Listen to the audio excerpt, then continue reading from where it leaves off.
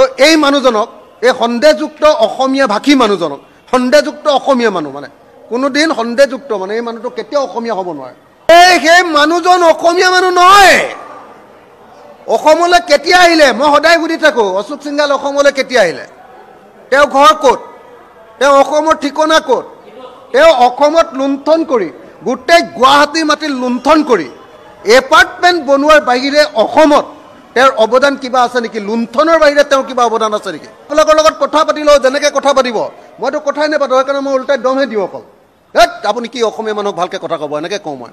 ভাওনা কি বস্তু বান্দৰে নাৰিকলৰ মূল নুবুজে, বৰগীত কি বস্তু বান্দৰে নাৰিকলৰ মূল নুবুজে, বিহু কি বস্তু বাগৰুম্বা কি বস্তু বান্দৰে নাৰিকলৰ মূল নুবুজে। সেই মানুহজন অসমীয়া মানুহ নহয়। অসমলৈ কেতিয়া আহিলে মই সদায় সুধি থাকোঁ, অশোক সিংঘাল অসমলৈ কেতিয়া আহিলে, তেওঁ ঘৰ ক'ত, তেওঁ অসমৰ ঠিকনা ক'ত, তেওঁ অসমত লুণ্ঠন কৰি গোটেই গুৱাহাটী মাটিত লুণ্ঠন কৰি এপাৰ্টমেণ্ট বনোৱাৰ বাহিৰে অসমত তেওঁৰ অৱদান কিবা আছে নেকি? লুণ্ঠনৰ বাহিৰে তেওঁৰ কিবা অৱদান আছে নেকি? হিমন্ত বিশ্ব শৰ্মাই হিন্দীটো ভালকৈ নোৱাৰে কাৰণে আৰু দিল্লীত অমিত শ্বাহ আৰু হিন্দী ভাষী মানুহবিলাকৰ লগত ভালকৈ সম্পৰ্ক ৰাখিব লাগে কাৰণে গোটেই সমষ্টি পুনৰ নিৰ্ধাৰণৰ কাম এই হিন্দী ভাষী উত্তৰ ভাৰতৰ পৰা অহা তো এই মানুহজনক এই সন্দেহযুক্ত অসমীয়া ভাষী মানুহজনক সন্দেহযুক্ত অসমীয়া মানুহ মানে কোনোদিন সন্দেহযুক্ত মানে এই মানুহটো কেতিয়াও অসমীয়া হ'ব নোৱাৰে।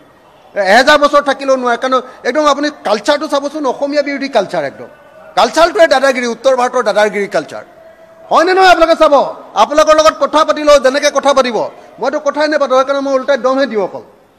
আপুনি কি অসমীয়া মানুহক ভালকৈ কথা ক'ব এনেকৈ কওঁ মই। গতিকে অশোক সিংঘালৰ ওচৰলৈ ভাওনাৰ কথাক লৈ যাবই নাপায়। ভাওনা কি বস্তু বান্দৰে নাৰিকলৰ মূল নুবুজে, বৰগীত কি বস্তু বান্দৰে নাৰিকলৰ মূল নুবুজে, বিহু কি বস্তু বাগৰুম্বা কি বস্তু বান্দৰে নাৰিকলৰ মূল নুবুজে। গতিকে নাযাব আপোনালোকে। মানে অশোক সিংঘালে ভাওনাৰ বিষয়ে কি জানিব? মই সদায় কৈ থাকোঁ যে অশোক সিংঘাল ক'ৰ মানুহ,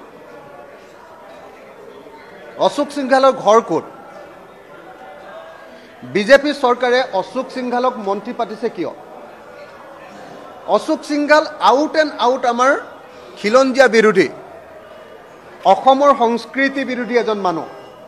তেওঁ কথা বাৰ্তাত দেখিছে নাই উত্তৰ ভাৰতৰ দাদাগিৰিৰ বাহিৰে আন একো নাই। তেওঁ কথা বাৰ্তা আমাৰ অসমীয়া সংস্কৃতিৰ লগত নিমিলেই নহয়। তেওঁ অসমৰ ভাওনা কি বুজি পাব?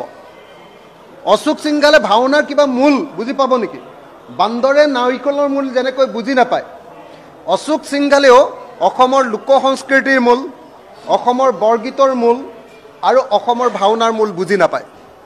গতিকে হিমন্ত বিশ্ব শৰ্মাই অকল হিন্দী ভাষী মানুহৰ ভোট লাগে কাৰণে আৰু দিল্লীত যাতে তেওঁৰ অৱস্থা ভাল হৈ থাকে গতিকে হিন্দী ভাষী মানুহ এজনক যেনে তেনে মন্ত্ৰীসভাত ভৰাই থৈছে। গতিকে এনেকুৱা দুষ্ট প্ৰকৃতিৰ মানুহে যি অকল অসমত লুণ্ঠন কৰিবলৈ আহিছে, অসমৰ কাৰণে কাম কৰিবলৈ অহা নাই, তেওঁ ভাওনাৰ বিৰুদ্ধে বক্তব্য দিবই। আৰু ভাওনাৰ কাৰণে আপোনালোকেও এই অশোক সিংঘালৰ ওচৰলৈ যাবই নাপায় নহয়। বেপাৰীৰ পৰা ক'ৰবাত কোনোবাই ভাওনাৰ কাৰণে পইচা আনিবলৈ যায় নেকি? বৰগীত বিহু এইবিলাকৰ কাৰণে ভাওনাৰ কাৰণে